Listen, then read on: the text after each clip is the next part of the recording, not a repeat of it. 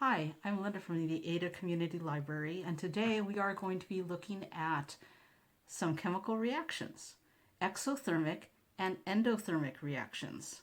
Now, an exothermic reaction is a reaction that gives off energy, usually in the form of heat. So you mix two items together and the temperature increases. An endothermic reaction is a reaction that uses heat and absorbs heat as it reacts. And so when you mix some chemicals together, then it actually will get colder as it reacts. And that's very interesting. So we are going to be doing two reactions, and they are both volcanoes. You're probably very familiar with the baking soda and vinegar volcano. That is an endothermic or a cold reaction. That's our cold volcano. And our hot volcano is a mixture of hydrogen peroxide and yeast. And those two items, when mixed together, produce heat, and that is our exothermic reaction. So take a look. Okay, so here I've got everything set up for our hot and cold volcanoes. Here on the left is our cold volcano. I have a water bottle and it's about halfway full of room temperature water.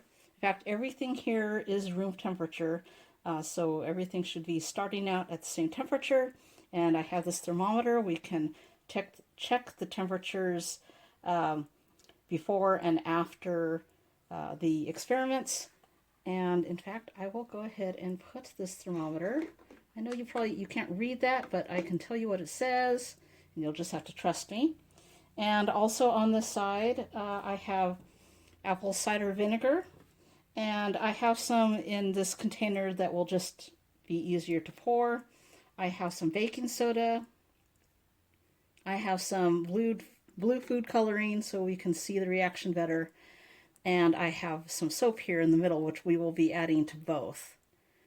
Now, on the hot side, the exothermic reaction. Now remember, cold is endothermic, and the hot is exothermic. So the temperature is actually going to rise. It's giving off heat. In this bottle, I have hydrogen peroxide. Now, this is a 3% solution. This is the kind that you probably have in your home somewhere. People use it to clean out cuts. It's very good at disinfecting things. Okay, and the other part of the reaction is yeast. All right, so we have the hydrogen peroxide in here. We have the yeast, which will react with it. And I have a little bit of water here because I tried putting the powdered yeast into the hydrogen peroxide earlier, and it didn't react very well because it just sat on top. So I'm thinking I'll mix it with a little bit of water first and then put it in, and I think we will get a better reaction. I also have red food coloring, so we have the red for the hot reaction and the blue for the cold reaction. Okay, so here's our thermometer. It says 66.3. So 66.3 is the temperature of everything here because it is all room temperature. So I'm going to reposition my camera and we will do the cold reaction first. Okay, so the first thing that we are going to do for our endothermic cold volcano is we are going to put some baking soda into this water. I've got a handy dandy funnel here. I'm going to put a good spoonful of baking soda in there. And just to help us mix it all up, I'm going to go ahead and swish it around.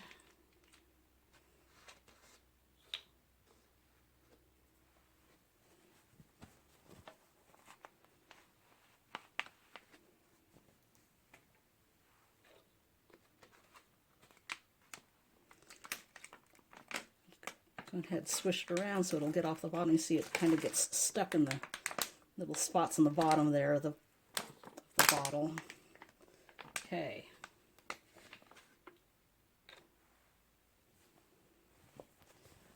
Unfortunately, you can also see that I Had a little bit of red food coloring on that. Unfortunately, you can also see that I had a little bit of red food coloring on that funnel, which I had neglected to wipe off, so I will do that now. Okay, so now that we have our baking soda in here, we're going to add a little bit of soap. Good squirt in there. Swish that around.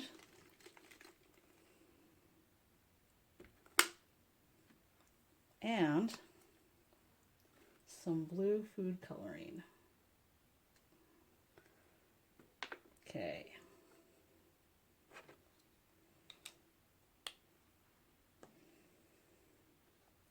And now remember, everything was 66 degrees originally, and we are going to see how much temperature change there is with this reaction. Here is the vinegar. I'm going to go ahead and pour it in. It's going to be quick.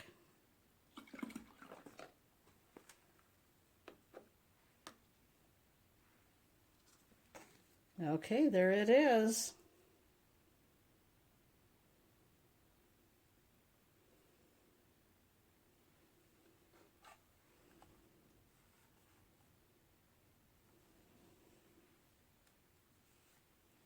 Okay, we're going to go ahead and let it sit there for a second, make sure the reaction is finished.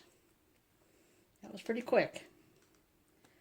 Now I'm going to measure the temperature.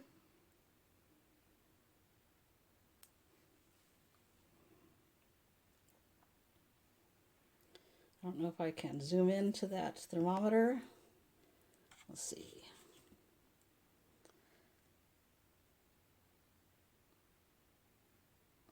I don't think you can see that, but it actually says 63.5. So we went from 66 to 63.5. So you can do the math and figure out how much the temperature went down. So there is our cold endothermic volcano. Okay, so here is our hot exothermic volcano. I'm going to go ahead and put some soap into this hydrogen peroxide solution. Remember, this is 3%.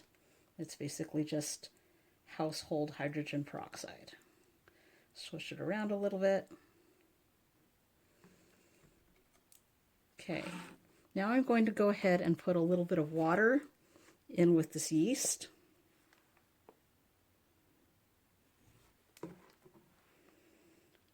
And where's my spoon? I'm going to go ahead and stir that up.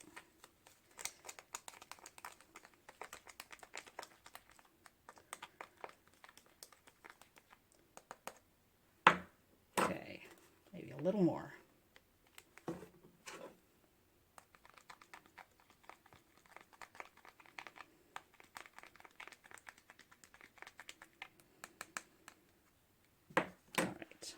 There's our yeast and water mixture.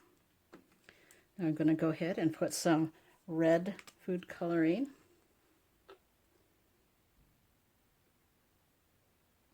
in here, just like that.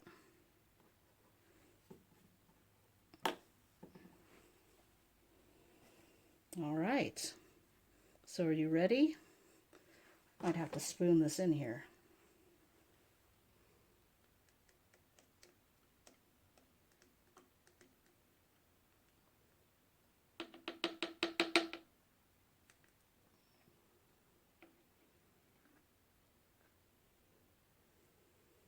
Okay, so this is kind of a slower reaction than the other one. Let's just give it a little stir. Hopefully that will speed it up a little bit.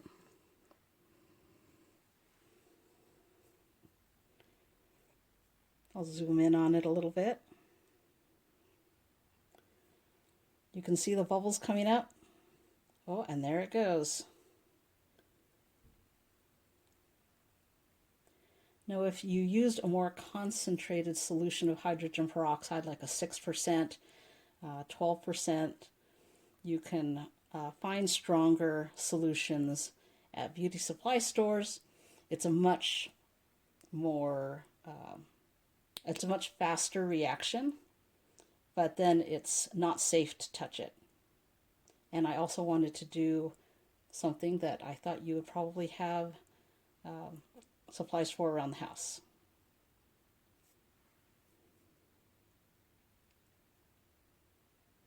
So there is our hot volcano.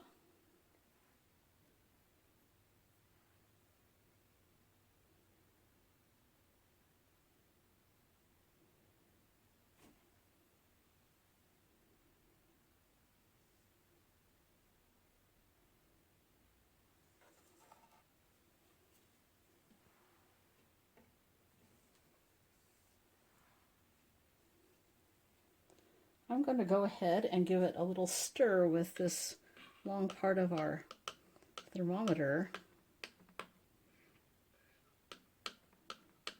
See if we can get it to react a little bit faster so we can take the temperature.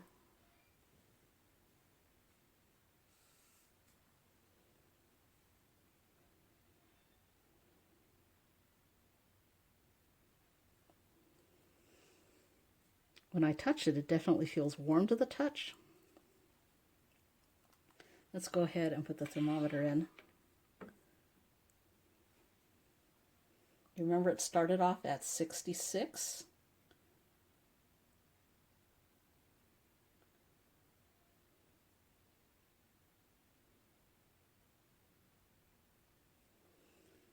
Right now it says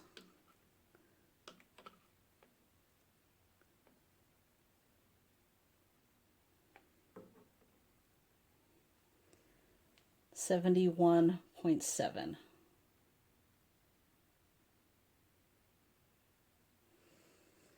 If I stir it up, it actually goes up a little bit. It went from 69.9 to 72.8 just by stirring it and causing the reaction to go stronger. All right, so it went from 66 to about 71, 72.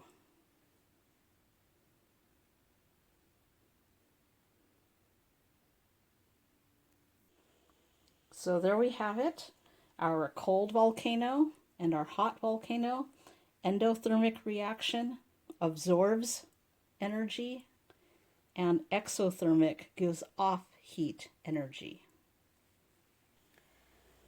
Hey you guys, I just wanted to show you, I kept an eye on this after I stopped filming our video, and it actually is getting much, much warmer. It's almost 90 degrees. Remember, we started at 66 degrees. There it goes. It's more than 90 degrees.